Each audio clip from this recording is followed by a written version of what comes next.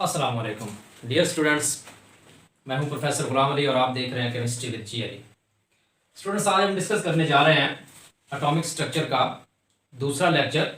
कल हमने डिटरमिन किया था पिछली वीडियो में radius of the hydrogen atom, Bohr's radius for the hydrogen atom. आज हम डिस्कस करने जा रहे हैं energy of the electron in nth orbit of hydrogen atom. इसमें बेसिकली ये एक मैथमेटिकल डेरिवेशन है। सपोज ये हमारे पास हाइड्रोजन एटम है, इसमें यहाँ पे इलेक्ट्रॉन जो न्यूक्लियस के साथ अट्रैक्ट होता है, यहाँ पे हमने इलेक्ट्रॉन लाना है कहाँ से? इन्फिनिटी से। सपोज ये इन्फिनिटी पॉइंट है जहाँ पे इलेक्ट्रॉन पड़ा हुआ है और इन्फिनिटी पे इलेक्ट्रॉन की एनर्जी क्या होती है? जीरो। यहाँ पे इसकी एनर्जी क्या है? जीरो एनर्जी है, 0 किलो जूल पर मोल। अब यहाँ से इलेक्ट्रॉन को यहां पे लेके आना है, डिस्टेंस r ये ट्रेवल करेगा dr। तो अब यहां पे जो वर्क डन होगा वो हमारे पास है वर्क डन ऑन इलेक्ट्रॉन। ये किससे वर्क डन हो रहा है? ये इस न्यूक्लियस की तरफ से ये वर्क डन हो रहा है for bringing the electron closer to the nucleus. उस पॉइंट पे क्लोज करता है जहां पे न्यूक्लियस उसको अट्रैक्ट करना शुरू कर देता है। तो जहां पे न्यूक्लियस इलेक्ट्रॉन को अट्रैक्ट करना शुरू कर देता है, हम कहते हैं कि वो न्यूक्लियस इन्फ्लुएंस में आ गया, वो उसका रेडियस बन जाता है एटम का। तो वर्क डन इसमें क्या हुआ? वर्क डन इसमें जो फोर्स लगाई गई है, फोर्स यहाँ पे अट्रैक्शन की फोर्स है इनटू डिस्टेंस। तो वो फोर्स किस पे लगी है? डिस्टेंस ट्रेवल करने पे, जो इन्फिनिटी से ये इस पॉइंट आर तक जहां पे इसका रेडियस स्टार्ट होता है, यहां पे लाया गया। अच्छा, तो कूलम्ब्स लॉ के मुताबिक कूलम्बिक जो फोर्स है, पोटेंशियल एनर्जी जो इलेक्ट्रॉन पे लगती है न्यूक्लियस की तरफ से, फोर्स ऑफ अट्रैक्शन या जो पोटेंशियल एनर्जी है, वो हमारे पास गिवन है P E is equal to G E square divided by 4 pi epsilon naught r square. तो यहां पे जो वर्क डन हुआ है ये इसके साथ मल्टीप्लाई हो जाए डी आर। तो यहां पे हम मैथमेटिकल डेरिवेशन करेंगे इस वर्क डन के लिए जो इन्फिनिटी से आर तक लाया गया। अब इसमें ये जो वर्क डन है ये छोटे छोटे टुकड़ों में हुआ है, स्मॉल वर्क डन हुए हैं और यहां तक ये पहुंच गया। इस वर्क डन को हम क्या करेंगे? इस पोटेंशियल एनर्जी में इंटीग्रेट करेंगे। तो हम यहां पे लिखेंगे ऑन इंटीग्रेटिंग। इंटीग्रेट मीन इसको इकट्ठा करना। इस वर्क को हम क्या कर लेंगे? इकट्ठा कर लेंगे, सम अप कर लेंगे।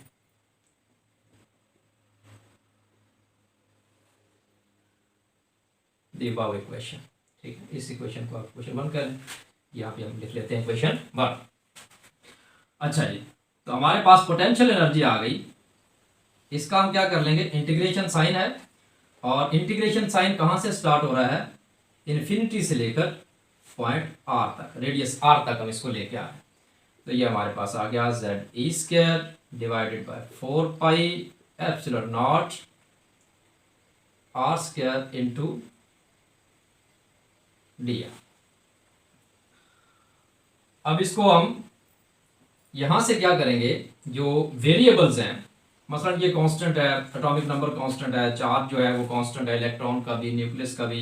ये रेडियस का फार्मूला है 4 पाई एप्सिलॉन नॉट। जो वैक्यूम परमिटिविटी है, जो वैक्यूम के अंदर, स्पेस के अंदर परमिटिविटी मिलती है एक चार्ज को अट्रैक्ट करने के लिए, वो है। इसको हम सेपरेट कर लें तो हमारे पास ये जो वैल्यू है ये बचेगी Z square over 4 pi epsilon naught. अब आर जो है ये वेरिएबल है, ये हम सेपरेट कर लेंगे, infinity to r d r over r square. अब यहाँ पे हम एक फार्मूला, मैथमेटिकल फार्मूला लगाएंगे जिसको हम बोलते हैं पावर रूल। तो वो क्या होता है? हमारे पास d x over x raised to power n है, तो उसको हम यूं लिखते हैं कि ये जो पावर है ये ऊपर जाके माइनस हो जाती है, ये माइनस एन हो जाएगी और प्लस 1, और ये नीचे भी जो ऊपर होगी वही इसकी वैल्यू नीचे आ जाएगी। तो ये मैथमेटिक्स में पावर रूल के तौर पे यूज होता है। अब यहाँ पे चूंकि हमारे पास जो वैल्यू है वो डी आर और आर की है, हमारे पास जो वेरिएबल है, तो इसकी जगह पे हम उनको पुट कर देते हैं, तो हमारे पास ये आ जाएगा d r over r square. तो इसकी वैल्यू हम पावर रूल लगाने पे ये क्या हो जाएगा आर, ये 2 जो है ऊपर जाके ये माइनस प्लस 1 और यही हम नीचे लिख देंगे -2 + 1। तो हमारे पास क्या बन जाएगा, ये हमारे पास रिलेशन जाएगा ये -1 और ये r-1।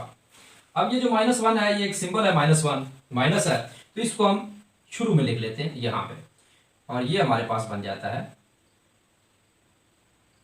r-1। तो r-1 को हम यूं भी लिख सकते हैं, मसलन r-1 is equal to 1/r। तो हम सिंपली इसको क्या कर लेंगे, -1/r। तो यहां पे हम इसको लिख सकते हैं z² divided by 4πε0 into -1/r। अब यहाँ पे ये जो इंटीग्रेशन साइन लगा हुआ था ये लिमिट साइन में कन्वर्ट हो जाएगी, यहाँ पे लिमिट लग जाएगी from infinity to radius r। अब ये जो इसके अंदर ये स्टेप था ये इस मैथमेटिकल टूल से आया है, तो इसको आपने याद रखना है स्टूडेंट्स, यहां से ही कंफ्यूज हो जाते हैं। अच्छा, उसके बाद हमारे पास ये क्या बन जाएगा, पोटेंशियल एनर्जी जो हमारे पास है वो क्या आ गई, z² ओवर 4πε0। अब ये माइनस सिंबल को हम पहले ले आए, तो हम इसमें लिमिट पुट कर सकते हैं, मसलन हम इसकी माइनस सिंबल को ही पहले ले आते हैं, तो हमारे पास आ जाएगा z² 4πε0। अब यहाँ पे हम क्या कर देंगे, ये लिमिट पुट कर देंगे, यानी कि ये हमारे पास अपर लिमिट है, इसकी वैल्यू 1r और माइनस लोअर लिमिट 1/इन्फिनिटी। इन्फिनिटी की वैल्यू 0 होती है, तो ये हमारे पास सिर्फ 1r बच जाएगा। ये हमारे पास रिलेशन आ जाएगा z² ओवर 4πε0 इंटू 1/r। तो इसको हम 1/r को सिंपली क्या लिख सकते हैं, r। ये हमारे पास रिलेशनशिप आ गया पोटेंशियल एनर्जी का। ये सिंबल इसमें नेगेटिव आ गई। तो सिंबल नेगेटिव का मतलब है कि इलेक्ट्रॉन को रेडियस r तक लाने के लिए वर्क डन हुआ है, किसकी तरफ से, न्यूक्लियस की तरफ से। इसलिए जो इसकी एनर्जी आई है पोटेंशियल एनर्जी, वो किस फॉर्म में आई है, नेगेटिव फॉर्म में आई है। अच्छा, इसके बाद हमारे पास आ जाती है टोटल एनर्जी। इलेक्ट्रॉन की टोटल एनर्जी जो E है ये किसके बराबर है, kinetic energy plus potential energy of the electron. तो हमारे पास काइनेटिक एनर्जी क्या होती है for the moving particle, half 1/2 mv², यानी कि हाफ mv² प्लस, अब यहाँ पे हमारे पास ये जो पोटेंशियल एनर्जी है इसको हम लिखेंगे, ये हमारे पास है -ze² डिवाइडेड बाय 4πε0r। ये हमारे पास रिलेशन आ गया। तो इसमें mv² की हमारे पास वैल्यू थी जब हमने रेडियस निकाला था इलेक्ट्रॉन का रेडियस हाइड्रोजन एटम के लिए, तो वो हमारे पास वैल्यू थी mv² is equal to z² over 4πε0r। ये हमारे पास वैल्यू थी, इसको हम पुट कर देते हैं इसकी जगह, तो ये हमारे पास आ जाएगा 1/2 इंटू z² ओवर 4πε0r। यहाँ पे ये plus minus minus z² over 4πε0r। तो यहाँ पे ये क्या हो जाएगा, 4 मल्टीप्लाई हो जाएगा, हमारे पास वैल्यू आ जाएगी z² 8πε0r minus z² 4πε0r। तो यहाँ पे अब इसका क्या करेंगे, एलसीएम ले लेंगे, तो इस वैल्यू को हम नीचे कॉमन में लिखते हैं 8πε0r। अब इसकी वैल्यू जो ऊपर दी गई है ये वैसी की वैसी आ जाएगी, और यहाँ पे चूंकि 4 है, 4 मल्टीप्लाई बाय 2 8 बनता है, तो हम यहाँ पे क्या लिख देंगे 2ze²। ये हमारे पास वैल्यू आ जाएगी। ये z², एक z² से 2 z² माइनस हो रहे हैं, यानी कि z² यहाँ पे हम 1 लिख लें माइनस 2z², तो हमारे पास बनता है जस्ट 1z²। तो इसको हम इवेलुएट कर लेते हैं, हमारे पास रिलेशन आ जाएगा z² डिवाइडेड बाय 8πε0r। अब यहां तक हमारे पास ये एनर्जी का रिलेशनशिप आ गया है। यहाँ पे अब हमारे पास r की वैल्यू है, रेडियस जो हमने ऑलरेडी डिटरमिन किया हुआ है, इसकी वैल्यू अगर हम पुट करें तो हमारे पास एनर्जी की वैल्यू आ सकती है। तो इसकी वैल्यू हम इधर पुट करेंगे, इसका आप स्क्रीनशॉट ले लें, ठीक है, ताकि आप इसको देख सकें। ये मैं मिटाने जा रहा हूं, ये रिमेनिंग पार्ट हम इधर करते हैं। अच्छा, यहां पे हमारे पास है आर की वैल्यू हमारे पास जो रेडियस में हमने कैलकुलेट की थी वो ये थी, E is equal to Z E square divided by 8 pi epsilon naught. अब यहाँ पे आर की जगह पे हम उसकी वैल्यू लिख देंगे epsilon naught n square h square divided by pi m z E square. ये आर की वैल्यू थी। अब इसको हम थोड़ा सा रीअरेंज करेंगे, यानी कि ये जो डिनोमिनेटर आर की वैल्यू में ये एप्सिलॉन नॉट का डिनोमिनेटर है, ये ऊपर जाके जेड स्क्वायर के साथ इस वैल्यू के साथ क्या हो जाएगा, मल्टीप्लाई हो जाएगा। तो हमारे पास ये रिलेशन आएगा E is equal to Z E square multiply by pi m z E square divided by 8 pi epsilon naught into ये एप्सिलॉन नॉट जो आर की वैल्यू से आया एन स्क्वायर एक्स स्क्वायर। तो ये स्टूडेंट्स मैंने इसको सेपरेट लिखा है ताकि इस स्टेप की अच्छी तरह से समझ आ जाए। तो यहाँ पे कुछ वैल्यू कैंसिल आउट हो जाएंगे, यानी कि पाई से पाई कैंसिल आउट हो जाएगा, और कोई चीज़ कैंसिल आउट हो रही है नहीं। तो हमारे पास क्या बन गया, ये जो जेड स्क्वायर और जेड स्क्वायर ये पावर है, ये ई के ऊपर पावर है 2, तो पावर क्या होती है मैथमेटिक्स रूल के मुताबिक ये प्लस हो जाती है, तो ये ZE4 आ जाएगा। तो नीचे हमारे पास बच गया 8 एप्सिलॉन नॉट। अब ये एप्सिलॉन नॉट 2 है, 1 + 1 इनकी पावर 1 + 1 क्या हो जाएगी 2 हो जाएगी, एन स्क्वायर एच स्क्वायर। ये हमारे पास एनर्जी का रिलेशनशिप आ गया, बिल्कुल जिस तरह हमने रेडियस में वेरिएबल को सेपरेट किया था, यानी कि नंबर ऑफ शेल जो थे वो वेरिएबल थे, यहाँ पे भी हम एन को क्या कर लेंगे, सेपरेट कर लेंगे वेरिएबल। ये हमारे पास वेरिएबल है, तो हमारे पास आ गया z square over 8 epsilon naught square h square into 1 over n square. ये हमारे पास क्या है वेरिएबल। तो ये रिप्रेजेंट करता है डिफरेंट शेल्स को, तो डिफरेंट शेल्स का रेडियस भी डिफरेंस होता है और उसकी एनर्जी भी डिफरेंस होती है। जिस तरह से वो न्यूक्लियस से दूर होता जाएगा या न्यूक्लियस के करीब होता जाएगा, उसकी एनर्जी चेंज होती जाएगी।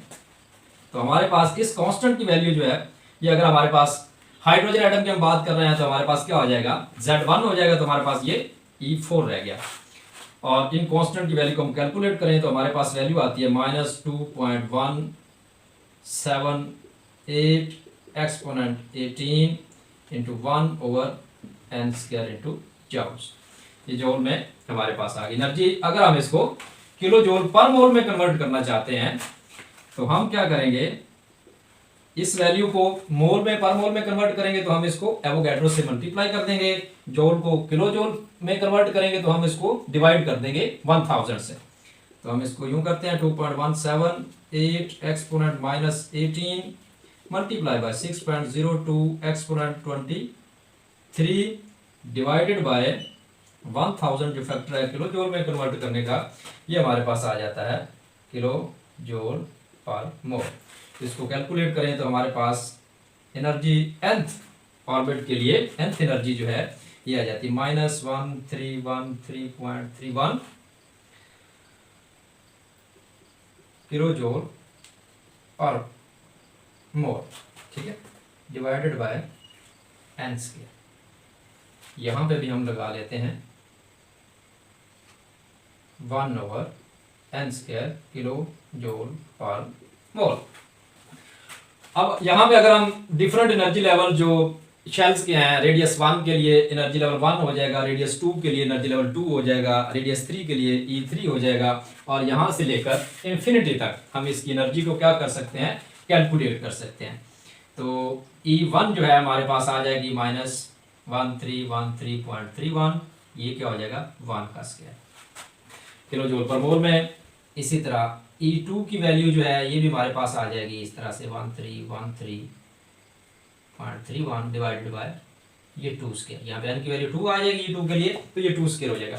इसी तरह से अगर हम इन्फिनिटी तक चले जाते हैं तो E इन्फिनिटी पे क्या हो जाएगा, ये -1313.31 डिवाइडेड बाय इन्फिनिटी का स्क्वायर, तो यहाँ पे इन्फिनिटी का स्क्वायर क्या आ जाएगा 0, ये सारी वैल्यू क्या हो जाएगी 0। तो इन्फिनिटी लेवल पे इलेक्ट्रॉन की वैल्यू क्या हो जाएगी 0 किलो जूल पर मोल।